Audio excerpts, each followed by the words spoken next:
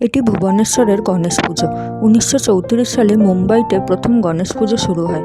তারপর বেশ কিছু বছর পর সেখান থেকে নানা জায়গায় এই পুজো ছড়িয়ে পড়ে, তার মধ্যে ভুবনেশ্বর একটি। তবে এখানকার গণেশ পুজো দেখলাম একটু অন্যরকম। এখানে ঠাকুরের মুখ বাঁধা অবস্থাতেই পুজো হয়, আর পুজো শেষ হলে তবে মুখ থেকে কাগজ সরিয়ে দেয়।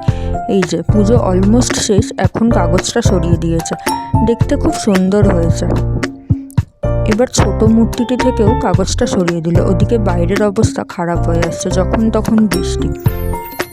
এখন ঠাকুরকে ভোগ দিয়েছে, পুজো শেষ হয়ে গেছে। এবার আমরাও ভোগ নিয়ে, প্রসাদ নিয়ে বাড়ির দিকে যাচ্ছি। দুপুর 12টা থেকে পুজো শুরু হয়েছিল, এখন প্রায় 3টে বেজে গেছে। দুপুরে খাওয়া দাওয়া করে একটু রেস্ট নিয়ে সন্ধে হতে না হতেই রেডি হয়ে যাচ্ছি বাইরের দিকে। পুজোর সময় কি আর বাড়িতে বসে থাকতে ভালো লাগে? দেখি আশেপাশে কেরম কি ঠাকুর হয়েছে। এখানে গণেশ পুজো বেশ বড় করে হয়। আমাদের ওখানে দুর্গা পুজো যেরকম বড় করে হয়, সেরকমই এখানে গণেশ পুজো হয়। বেশ ভালো প্যান্ডেলও করে, রাস্তাঘাটও ভালো সাজায়। এখানকার এক একটা জায়গার গণেশ মূর্তি এক এক রকম, দেখতে বেশ ভালো লাগছে। তবে এখানে একটা জিনিস দেখলাম, এখানে এরা প্রত্যেকে গণেশ ঠাকুরকে ঠাকুর কম নিজের ভাই বলে মনে করে। ভালো বেশ জিনিসটা। এই ঠাকুরটা দেখুন কি বড়। এই প্রথম আমার গণেশ পুজো দেখার সুযোগ হলো, বেশ ভালো লাগছে।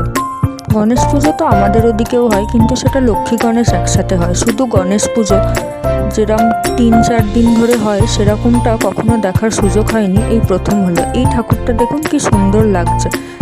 মায়ের সাথে হাতে হাত দিয়ে গণেশ ঠাকুর দাঁড়িয়ে রয়েছে।